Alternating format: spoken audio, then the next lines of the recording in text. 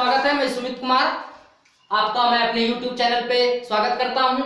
तो आज हम लोग देखेंगे बिहार बोर्ड 2021 का जो भी तैयारी कर रहे हैं वो ये सिद्ध प्रश्न वाले जो कि काफी मुश्किल होते हैं और एग्जाम में आते हैं, नहीं बनते हैं बच्चों से, तो नंबर नहीं उठ पाता मैथ में।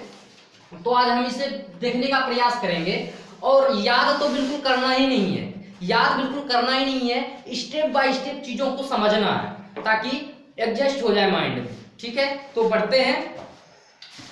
सिद्ध करें कि रूट 5 एक परिमेय संख्या है। रूट 5 एक परिमेय संख्या है, तो अपरिमेय संख्या है, सिद्ध करना है हमको। तो सबसे पहले जो है ना, इसके विपरीत मान लेना है मुझे। इसके विपरीत कैसे मानेंगे?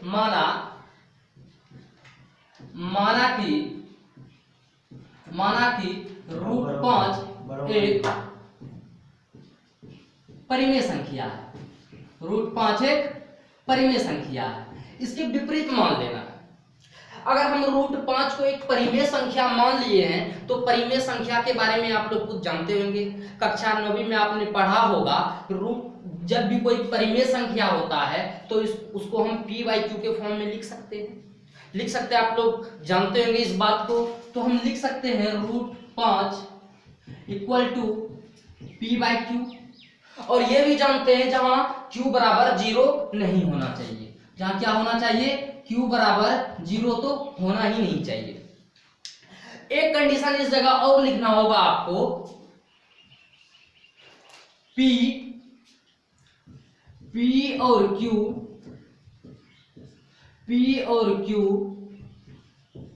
एक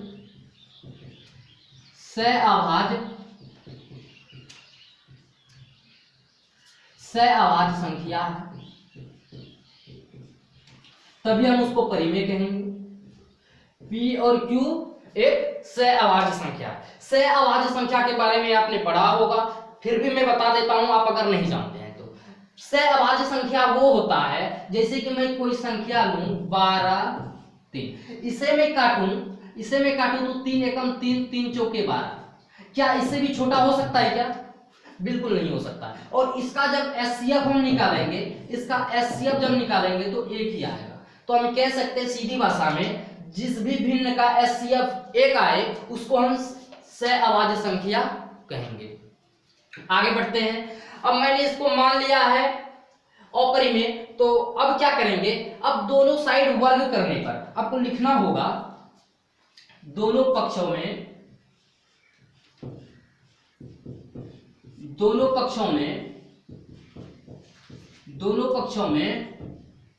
वर्ग करने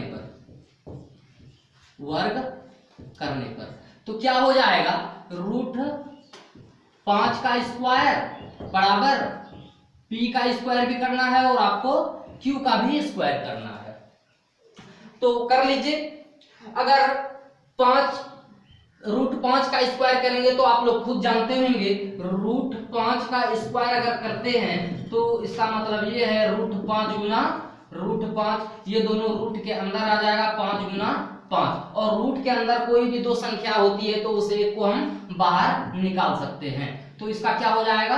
5। रूट 5 का स्क्वायर क्या हो जाएगा? 5। और इधर क्या है? p का स्क्वायर बटे q का स्क्वायर। ये आया।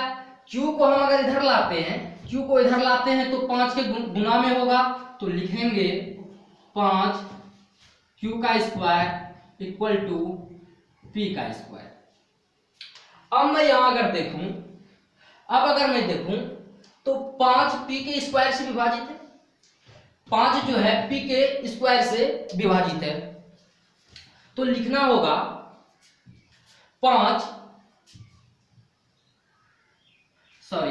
p स्क्वायर 5 से विभाजित है। अगर p स्क्वायर 5 से विभाजित है तो p भी 5 से विभाजित होगा, तो p भी 5 से विभाजित होगा। ये सारी चीजें आपको लिखना पड़ेगा, तभी आपको नंबर देंगे। क्या है, मैंने क्या लिखा, पी स्क्वायर 5 से विभाजित है, इससे 5 पी स्क्वायर अगर विभाज्य है तो ऐसे समझिए, अगर कोई भी संख्या मान लेते हैं 25 का देते हैं बटे 5, अगर 25 का स्क्वायर 5 से विभाजित है, जानते होंगे 625, 5 का स्क्वायर 625 5 से विभाजित है, तो क्या हम ये लिख सकते हैं 25 भी 5 से विभाजित है? बिल्कुल लिख सकते हैं, बिल्कुल लिख सकते हैं। पी स्क्वायर 5 से विभाज्य है, तो P भी 5 से विभाजित होगा। मैंने जैसे किया, बिल्कुल समझना है चीजों को, याद तो बिल्कुल करना ही नहीं है, स्टेप बाय स्टेप बस समझना है चीजों को, आखिर कैसे करना है हमको। आगे बढ़ते हैं अब, और ये वाला जो आया 5q स्क्वायर बराबर पी स्क्वायर, इसको समीकरण 1 मान लीजिए। अब दूसरा क्या हो सकता है, एक और चीज मानना होगा हमें, माना p बराबर कोई भी संख्या मान सकते हैं, जो भी संख्या रहे वही मानना है, लेकिन 5r कोई भी संख्या मान सकते हैं, p बराबर 5r। अब इसमें भी हम लोग वर्ग करेंगे, लिखना होगा दोनों पक्षों में वर्ग करने पर, तो हम क्या पाएंगे, दोनों पक्षों में वर्ग करने पर तो ये हो जाएगा p का स्क्वायर, इसका भी स्क्वायर करना है, तो हो जाएगा p का स्क्वायर बराबर 5 का स्क्वायर और r का स्क्वायर। तो इसको और सरल करते हैं, तो p का स्क्वायर बराबर 5 का स्क्वायर 25 होगा इंटू r का स्क्वायर। अब क्या करेंगे, p स्क्वायर का मान जो समीकरण 1 में हमने रखा है, p स्क्वायर का मान समीकरण 1 में 5q स्क्वायर निकला है, तो देखते हैं p स्क्वायर के जगह 5q स्क्वायर बैठा देते हैं, उसका मान यहां पर ला देते हैं। इससे पहले हमको लिखना होगा समीकरण 1 का मान रखने पर, समीकरण 1 का मान रखने पर, अगर p स्क्वायर में इसका मान रख दे तो p स्क्वायर बराबर मैंने 5q स्क्वायर निकाला है, 5q स्क्वायर बराबर क्या है 25 इंटू आर स्क्वायर। अब आप लोग इसको सरल कर लीजिए, q स्क्वायर बराबर 25, ये इधर भाग गुना में है तो इधर आकर भाग में हो जाएगा, आप लोग अच्छी तरह से जानते होंगे इन चीजों को। अब क्या कर सकते हैं, इस 5 से तो 25 कट ही जाएगा 5 बार में, तो क्या आ गया यहां से q का स्क्वायर बराबर 5 r का स्क्वायर। तो थोड़ा हम इधर लिख रहे हैं, ओके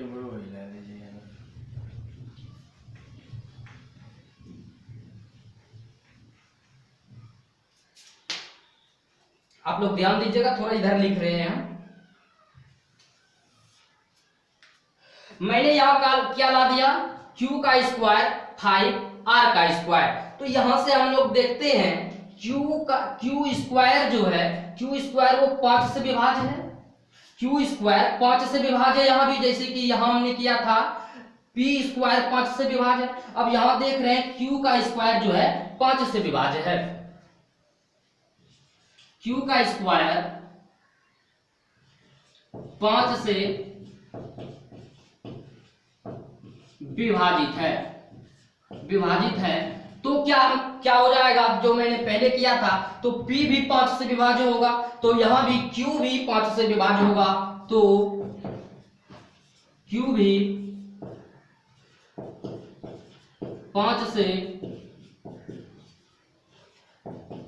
विभाज्य होगा। लिखना पड़ेगा ये सारी चीजें आपको। अब क्या कर सकते हैं, अपरिमेय संख्या क्या होता है, अब जरा ध्यान दीजिए। तो परिमेय संख्या क्या होता है, परिमेय संख्या वो होता है जो जैसे कि 10 है और 15 है, ये तो एक सहअभाज्य संख्या नहीं है। इसको और अगर छोटा करें 10, 5 दूनी 10, 5 एकम 5, क्या इसका एचसीएफ एक आएगा ना? बिल्कुल आएगा। इसका एचसीएफ क्या आ जाएगा? 1। तो हम कह सकते हैं ये एक सहअभाज्य संख्या है। लेकिन यहाँ कंडीशन क्या आ गया, ये p भी कट रहा है, p स्क्वायर भी कट रहा है 5 से और q स्क्वायर भी कट रहा है 5 से। तो इस कंडीशन में क्या हो जाएगा, इस कंडीशन में क्या हो जाएगा, हमने जो माना है परिमेय संख्या इसे, ये मैंने गलत मान लिया है। ये हमने क्या मान लिया है? गलती मान लिया है। तो चूंकि हम लिख सकते हैं, चूंकि p स्क्वायर और q स्क्वायर दोनों 5 से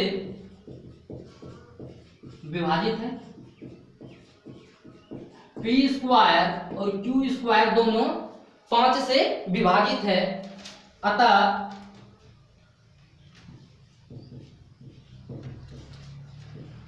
हमारी अवधारणा